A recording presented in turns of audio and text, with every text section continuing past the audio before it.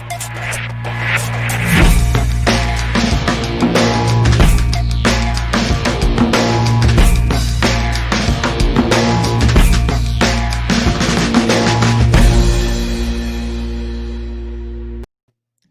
everybody, welcome to the Tuesday edition of Daily Distinction. Really glad that you are here today. And we got a last minute change. Oh my gosh, I am so sorry for my friend Joseph Jaffe because they are getting pounded right now.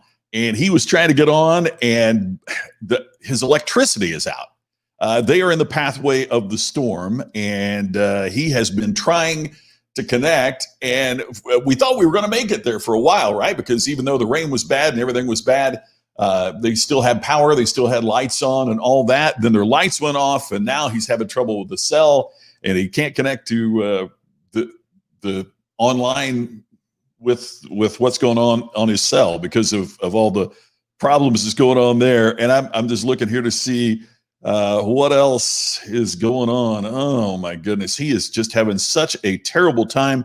If you are in the pathway of the storm, I hope that you are staying safe.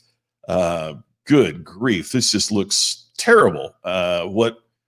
What he is dealing with and what's going on. So keep Joseph and all of the folks with him in your thoughts and prayers here today, because there's a lot of folks obviously in the East Coast that's having such a difficult time. So yeah, here we go, Brian. Great to see you.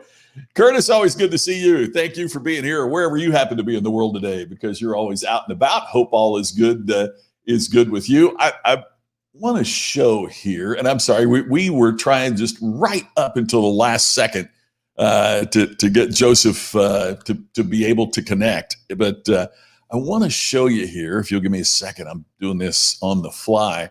Part of why I'm so excited for him to be a guest, and he will be very soon, as soon as everything gets settled with the weather and what's going on with him. But I just wanted to show you here a little bit about Joseph and what he does, because it really is terrific. There's his website if you want to check it out, josephjaffe.com, and it tells about what he does in terms of innovation and how many speeches he's delivered and just all the stuff that he does. But part of what I love about his approach is he's very provocative. And there's a lot of folks that that tend to do just the same old stuff all the time, and they don't challenge our thinking. But Joseph does, as you can tell by the name of his company, Built to Suck: The Inevitable Demise of the Corporation and How to Save It. That's really something. So anyway, Joseph, sadly, because of the weather and everything that's going on out there, is not able to join us today. I have posted here on the link. It is the link to Amazon if you'd like to check out his book called Built to Suck: The Inevitable Demise of the Corporation. Even if you want to, just check it out online. It's posted to the Daily Distinction and to my business page on Facebook. So hope you check it out there. Wait a minute, Scott, joining from hospital bed. Holy cow, man! I hope you're doing all right. Let us know how you're doing. We want to keep up with that. Weldon, always great to see you. Curtis is home for a couple of days, man. You don't know how to act when you're home. I would imagine you're there's a little. Oh man, I appreciate it, Brian. It is up. It is open, and I'll tell you more about that in just a second. I'm really glad you said that. Hey, Ken, always great to see you, my partner in crime on Sunday nights. Oh, Joseph sent us something. Watching immediately from spotty 4G. Hey, we got a rain check. You don't have to worry about that, my friend. I've put the link up for your book and featured your website there, so I know we're going to make this happen very soon. You're one of my favorite people, so I really look forward to having you on and bringing your unique style to us as well. So that's good. So as you might imagine, I was going to talk to Joseph, not too thoroughly planned today, but that's cool because any questions that you got, or something that you wanted me to talk about that I've never really addressed here, or something that we talked about you'd like to know more about, would you please put it in the comments section?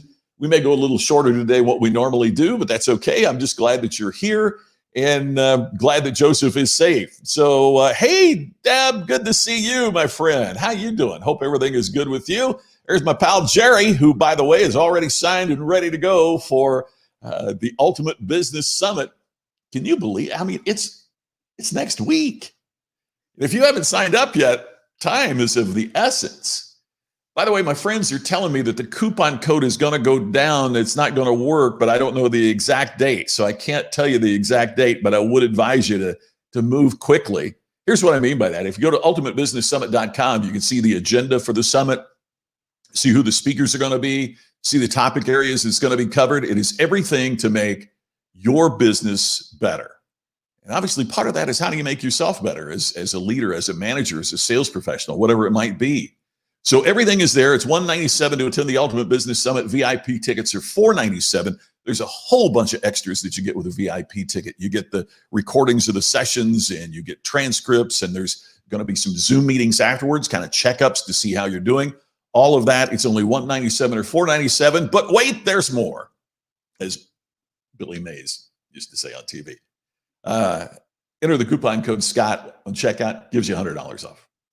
$100 off because you're watching Daily Distinction. So that means with a coupon, it's under $100 to be there with I mean, we were figuring up, it's like $500,000 of speaker fees. If a corporation was going to go out and book the speakers to do what they're doing during the Ultimate Business Summit, you know, it's close to $500,000. You get it for under $100.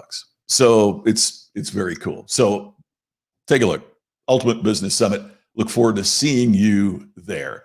Brian, can you go a little deeper on the broadcaster mindset? Yeah, for virtual content. And that's what our post-pandemic events program is about. And if you'd really like to drill deeply into that, it is open for registration. Just go to postpandemicevents.com. It's for meeting professionals, speakers, financial advisors, sales professionals, anybody moving from, you know, the face-to-face type of events, whether it's a trade show or a meeting, or a keynote speech or a seminar, or a meeting for financial prospects and clients, to clients and prospects for sales professionals. It's all about that. So here's what I mean by that. If you think about it, Brian, and it's a great question, and it's really going to be more in depth as the course goes on. If you think about it, what we have tried to do is to take a face-to-face sales call or a face-to-face conference or meeting or event, and we've tried to just take what we're doing there and put it on a screen. And that's natural because the pandemic, man, it shut things down like that, right? It's natural that that's what happened, that we just tried to keep doing what we've done, only now we're doing it on a camera and on a screen. For most people, there is a significant problem with that. And that is they don't know the skills of what it takes to communicate to a camera as opposed to an audience. For example, if I'm making a sales call, I can read body language. You know, I can read, are they nodding their head, or are they thinking about it, or are they folding their arms and being defensive? You can read that face to face, but you can't read that when you're doing an online program. Oh, there are techniques that you can use, like, hey, if you like it, put a 1. If you don't like it, put a 2, you know, and people comment. But we've tried to take one format and transfer it to another, and it just doesn't work.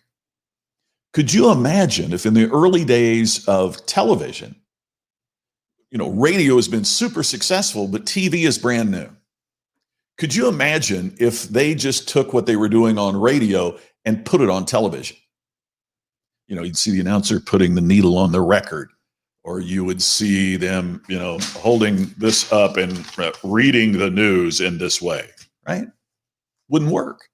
Because what they realized early on is that television, and a lot of people, when television first came out, they made the same mistake. As a matter of fact, some people in the early days of television called it picture radio, radio with pictures. It wasn't. It's not. It's something completely different. Which is why when we're trying to take how we've done meetings in the past or sales calls in the past and move them to this, it's the square peg in the round hole. We're missing the mark.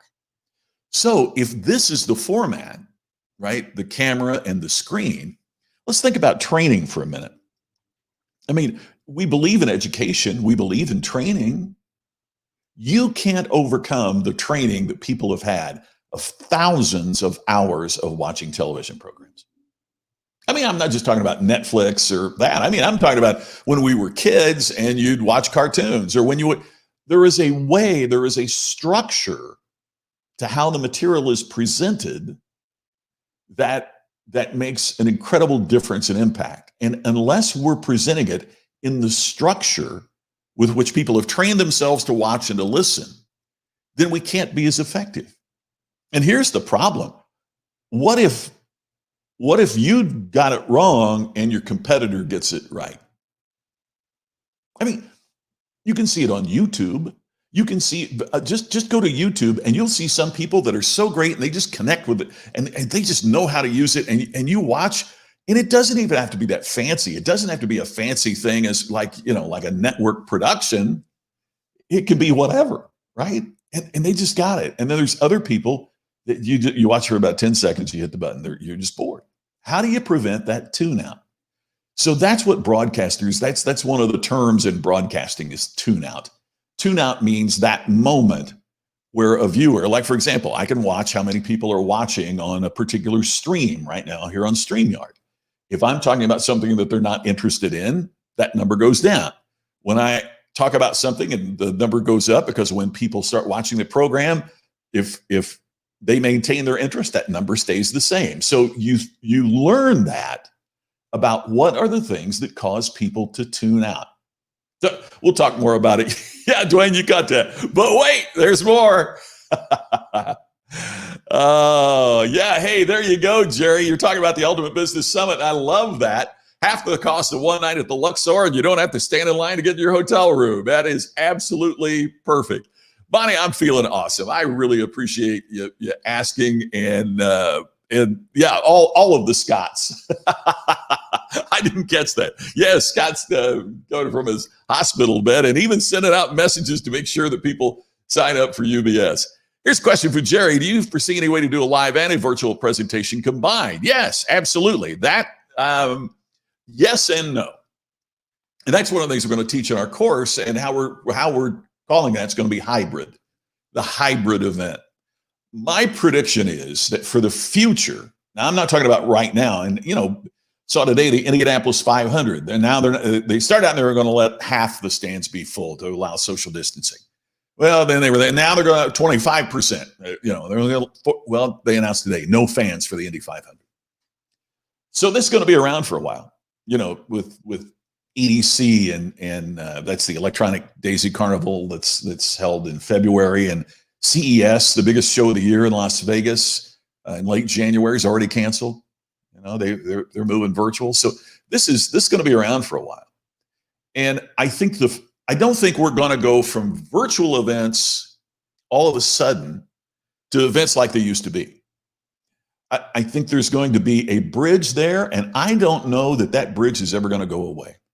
I know, for a lot of reasons. I'll tell you why in a second. But I think what's going to happen is what we're going to call the hybrid meeting. As an example of the hybrid meeting, think about The Tonight Show. Whether it was Johnny Carson or Jay Leno or Jimmy Fallon, as we watched The Tonight Show, we watched it at home, but it was presented in front of a live studio audience. And there's just a feel about it. Think of Saturday Night Live. There's just something about, if that was all pre-recorded, it wouldn't have the same feel. There is some kind of feel that we get as the viewing audience when it's live. And when there's an audience that's there live, we kind of put ourselves in the audience shoes and we laugh, or we get engaged when there's an audience there. I think what's going to happen is that even as the restrictions become less for us, we're going to see most events going to a hybrid event. Here's what I mean by that. Let's say you have one of the, and he's occasionally watches the show here, and my good friend Chris Jones, CJ, is the global head of sales for Qlik, Qlik, which is a data company. They do some phenomenal things about taking data for organizations and making it easy for them to understand and use. So they had a huge conference here in Vegas, I don't know, to 3, 4, 5,000 people. And they had me keynote the conference that was here. And people flew from all over the world to attend this event. Honor and privilege to speak for those folks. Okay, so are they going to go from totally virtual to, hey, everybody, y'all come back. We're going to put 5,000 more people in a big ballroom in Vegas? And no, I think what they would probably do is to get a hotel meeting space like you're in Vegas and set up the backdrop and set up the cameras. And then the people from Vegas and Phoenix and Los Angeles and Salt Lake City and San Diego, they would come in and they would be the studio audience. So you would be speaking to that group, but then it will be live streamed to everybody else all over the world. So you would find them producing a live event, but without so many people attending. But you also think about what happens in terms of how that saves them in terms of hotel, how that saves them in terms of airfare and meals. I mean, there's a lot of events. I mean, my speaking fee's kind of okay, you know. There's a lot of events they spend more for coffee at the break than they spend on having me come keynote the event. That's how expensive it is to have these kind of meetings. So the hybrid event resolves some of the problems in terms of expenses, and it utilizes this technology. Now, do speakers know how to do that? There are techniques in terms of how broadcasters know. I'll give you a quick example, is that you want to look at the audience and involve the audience, right? And get them engaged. And especially, here's some of the other things the course will teach. Like, you want to insist there is a low camera angle at that. You know why? Because you want to catch the heads of the people in the audience. Because if I'm viewing at home and I see the head of somebody in front as the camera is looking up, I put myself in the chair. Subconsciously, I'm in the chair and I'm at the live event. So you want to think of the camera angle there. But when you're speaking to the audience and they see you speaking to the audience, but when it gets to that big important point, you're speaking to that one person, that camera. So it's a skill. It's a skill that needs to be taught and has never ever, excuse me, been required of us before. Sorry. Swallowed the wrong way. What do you think the net profit difference is going to be? Well, I think it's going to be huge. I think it is huge already. My friends that are in the event business, and those are events like Ultimate Business Summit, my friends that did Tony Robbins event, all that, boy, it's now they're totally in a quandary because the net profit that they're generating out of virtual events has been exponential compared to the live event. And the reason for that is more people attend, because just like Jerry said earlier, now you don't have to buy a ticket to go to Las Vegas. Now you don't have to get a hotel room for 3 nights. You don't have to stand in line forever to check in. You don't have to worry about spending money on meals, right? You don't have to get your dry cleaning done. I mean, all the things that come out. So you've eliminated that expense for the attendees. So now you get more people coming. And you've reduced your risk. I mean, we had to pay several $1,000s to get out of our contract with the hotels in Las Vegas.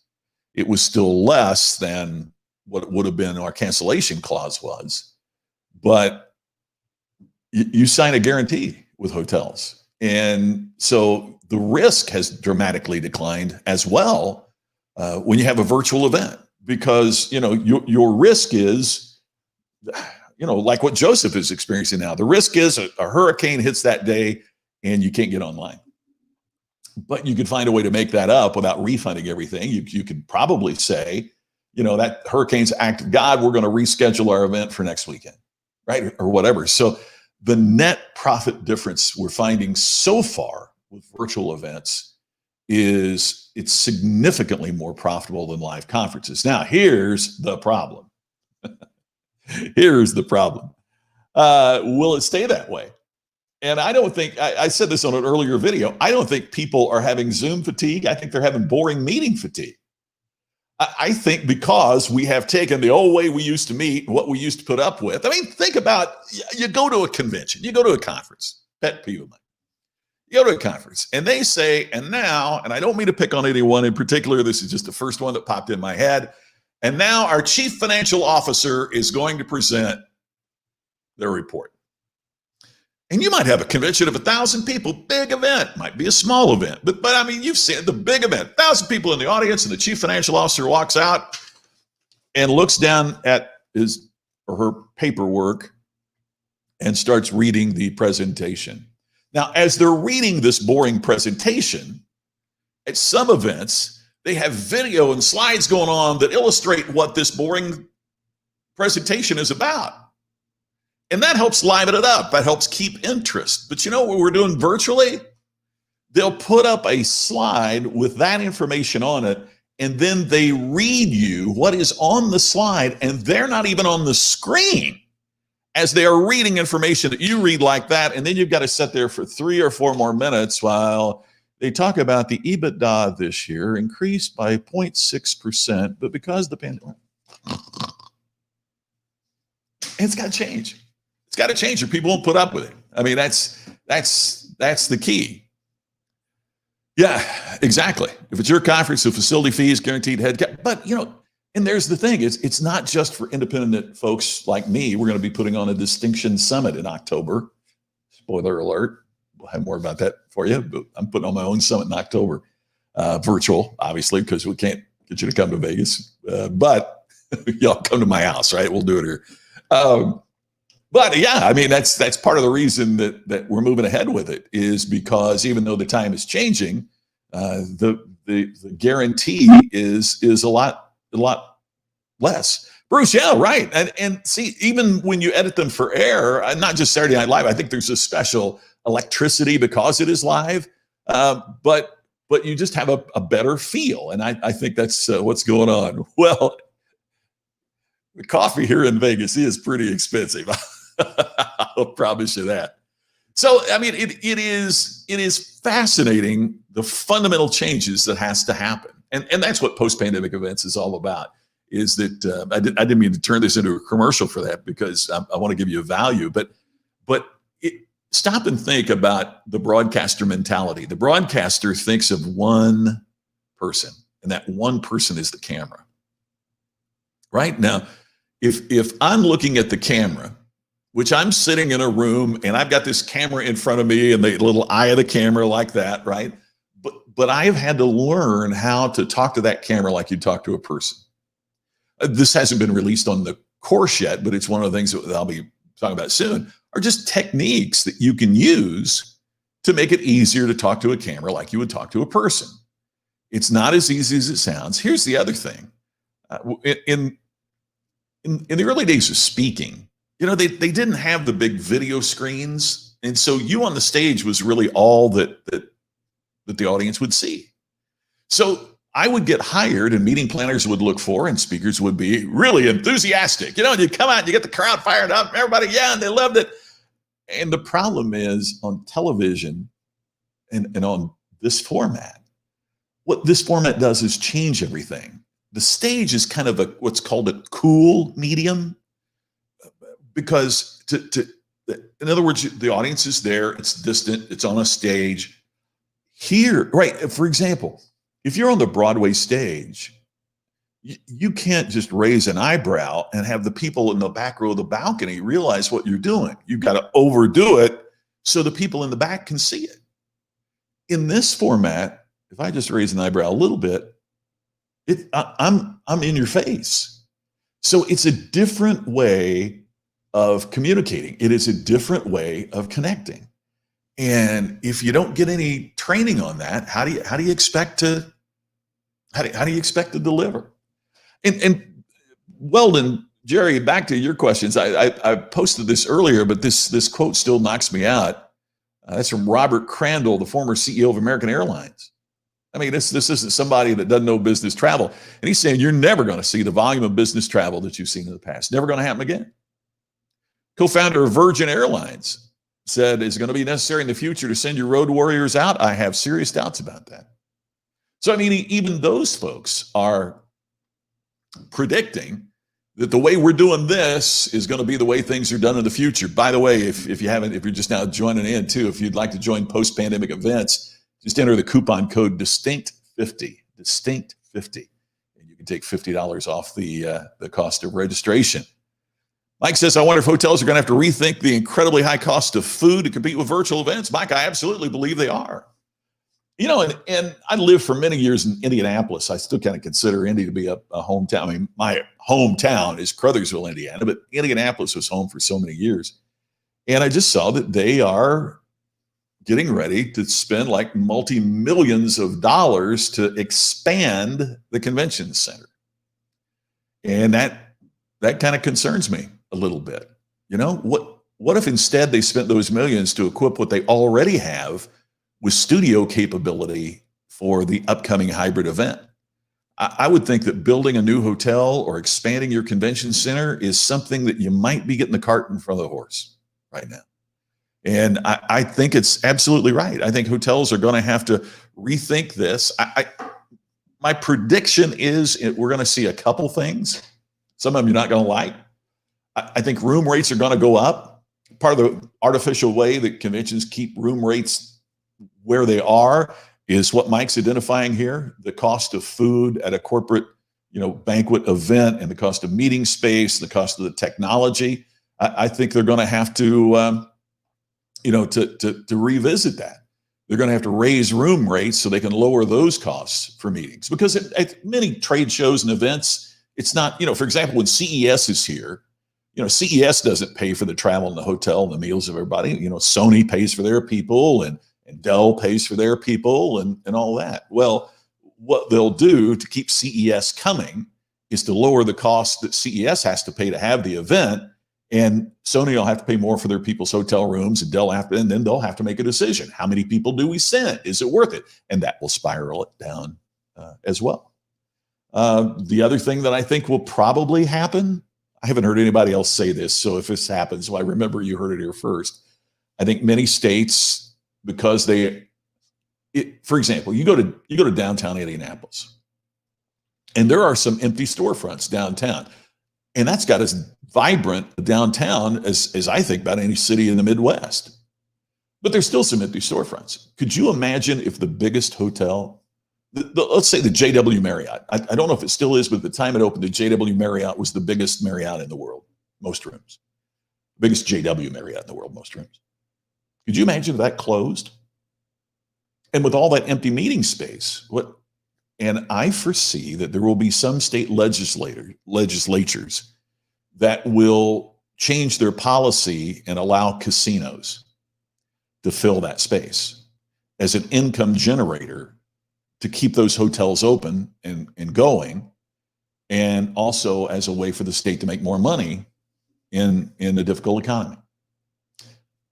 Don't know if you're for that or against that. Here in Vegas, it would be challenging to think that you could go to the Marriott in Indianapolis and there's a casino there just like there is at the Bellagio here. But I don't see a way around it. I don't see how they're going to take all this massive meeting space that we know is going to be dead in the water for at least another 6 months minimum, and not do anything with it. Brian, it's true. Yeah, you don't know what you don't know. I hadn't thought of putting it that way. Yeah, you don't know what you don't know, and that is that's what I'm trying to teach, because most people don't. You're so right, and I really appreciate that, Brian. You're so right, because had I not been thrown into a television situation where I really looked horrible and didn't know how to do it, and that I was given the opportunity and it inspired me to learn how to do it. I mean, I had a radio background even, and that wasn't appropriate for this. I had a speaking background, and that wasn't appropriate for this. So, and again, as it says, we got to change the way we think before we change the way we meet. So getting you to think in that broadcaster, how does a format clock work? How do we communicate with the camera? How do we create better sound? How do we structure our presentation in a way that's more appealing? All of that is part of what we're doing. Jerry says, from a past attendance at UBS for several years, you look forward to this one as the past ones. It's going to be a more comfortable event. Jerry, as somebody that flies out of the Vegas airport, I understand. I feel your pain, pal. That is amazing. And yeah, well, then I think the casinos are going to be a must for people to survive. I mean, if you live in Franklin, Indiana, 20 miles south of Indianapolis, where I went to college, there's really no reason for you to go to the JW Marriott downtown Indy, unless they took about a third of that meeting space and converted that into a beautiful casino where you could go to Indianapolis, have dinner at St. Elmo's, play in the casino, and stay at the Marriott. I mean, I don't see any way around it. Well, to saying hi to our mutual friend, Marty Coates. And Marty, I was wondering that too, if there's any damage around your way. So, hey, if you're in the path of this, I certainly hope for good things and pray for you. Joseph will be with us, I promise you, at a time after all this gets settled down. And I posted the link to his book. There's the link to his website if you'd like to do a little homework and learn about him before he was here. Before we get out of here, just a reminder that you can go to Distinction Nation. By the way, talk about change. We're making a major change in Distinction Nation in about 2 weeks. So if you haven't downloaded the free 14-day program on how to create personal distinction, the free ebooks, all of that, you've got about 10 days to do it. So I'll have the definite cutoff date, but why wait on the cutoff date? If you haven't signed up for it and downloaded it, please do it now. And go to ultimatebusinesssummit.com, learn about the summit, what's going on, and don't forget to enter that coupon code Scott. I'd love for you to save $100, and it makes it under $100 to attend, the VIP under $400. If you want to learn more about what we talked about today in terms of how you create or how you deliver virtually in this new world that we're in, check it out at postpandemicevents.com, and you can take $50 off the price, which is already low to begin with. But take $50 off the price by just entering code DISTINCT50. All right. Thanks, everybody, for being here. I appreciate it so much. Hey, Dwayne, I haven't seen you forever. I hope you're doing all right with the weather and everything there. Brian, we're still talking about that. We're still having conversations on when that's going to be. So I will have info on that as soon as the publisher and I come to an agreement on that. So I appreciate you asking. It's going to be a while before we get that out there because of all the craziness in the world right now. And I hope the craziness in the world is not overwhelming you. And I hope you continue to have a great day. Thanks for joining me. Joseph Jaffe will be with me on a future Daily Distinction. Thanks so much for sharing. I really appreciate that. Thanks for sharing. Thanks for watching. I'll see you tomorrow on Daily Distinction.